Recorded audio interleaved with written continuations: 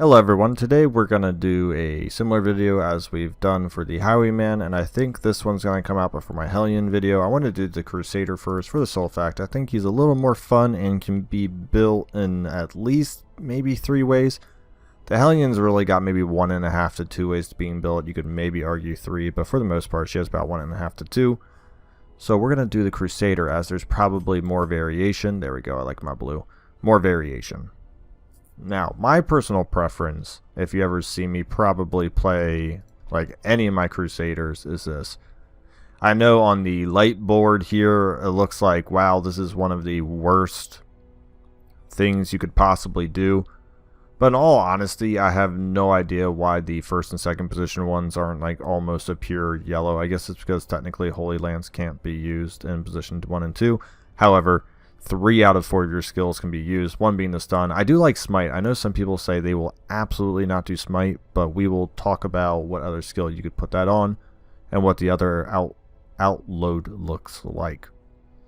Now, if I'm feeling particularly spicy, I usually probably take off Stunning Blow and put on Zealous.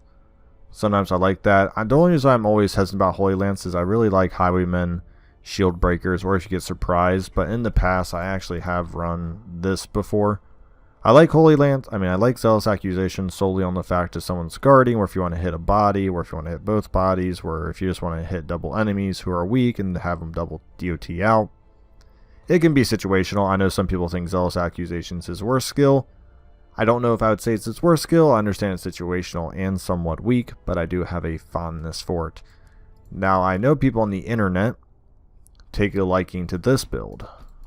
At least I believe so. Oh well, look at that, all 4. Okay. Because the stun, some people aren't a huge fan of Smite, which, technically I get it, but I like most people's raw damage-based abilities, especially the Crusader. Now, if you're saying if you're always stunning 60-70% of the time anyways, you might as well continue that. I could maybe understand that. But I do like Smite even outside the ruins. It's 10 to 19 damage unreduced. That's pretty good. So honestly, even if you're not hitting unholy enemies all the time, it's not bad damage. And you could give them a damage drink over 2 and get that to 11 to 21 or something like that. That's pretty good, because even 20 on a critical is 30. As opposed to like what? If you could do 10 to 20, reduce that. It's 15 critical for Stunning Blow, which still isn't bad. The stun's pretty good on the Highwayman, but I know they really like Battle Heal, and I know I got into some trouble because I said I don't like it. It's 5 to 6, and Inspiring Cry is 2 to 2.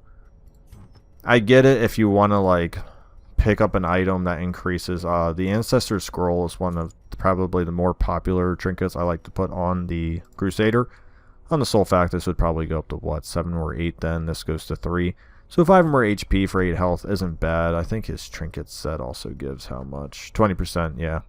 So I guess it really depends on if you like that. I'm just not a huge fan of Battle Heal, but I know people, this is their setup they like. And then obviously I think the last build you could do is probably more of a pure tank. So I'd imagine you'd go something like this for your bulwark, or maybe you do this for your bulwark. The only reason why I'm thinking you put on Inspiring Cries on the sole fact you're going to mark yourself. You might get a little bit of criticals. You might get some stressful incantations your way. You're probably going to want a stress healer. If you have like a designated Houndmaster or Jester, you could easily probably do something like that. Maybe you don't even need a stun. Maybe you do. I don't know. But that's kind of how I see the Crusader and their 3 build-ups. Once again, I'll go through all of them. My preferred, pretty high octane damage / control / maneuverability with that support aspect. This is what I almost run probably 90% of the time, and I always recommend people have on the Crusader. Some people might recommend that. I personally am not a fan of that. This saves you money on torch. This saves you money on stress. Negative quirks are based on stress, so if I can remove stress rather than it's giving you 4 more HP, I don't really care. That's my preferred. Then I think some people's online preference is this probably. Because I know some people aren't a fan of Smite. A lot of people definitely aren't a fan of Zealous Accusation and Bulwark. That only leaves these 4 abilities.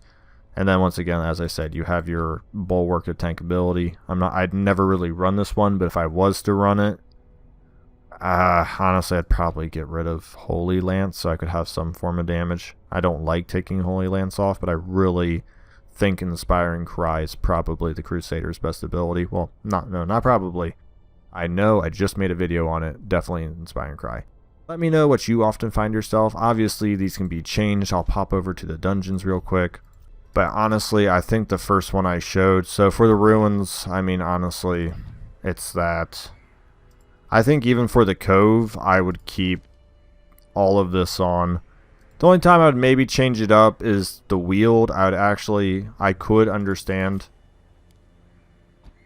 that, or Bulwark of Light, because just mark yourself, get that massive protection, get yourself a oh, let me find a protection trinket. Something like this. I don't know. Just, you know, get like a 10% max HP. Get yourself that 30% protection right away. You're almost at 40-50% protection from the get-go. Really strong. Could reduce a lot of incoming damage. That's not bad at all.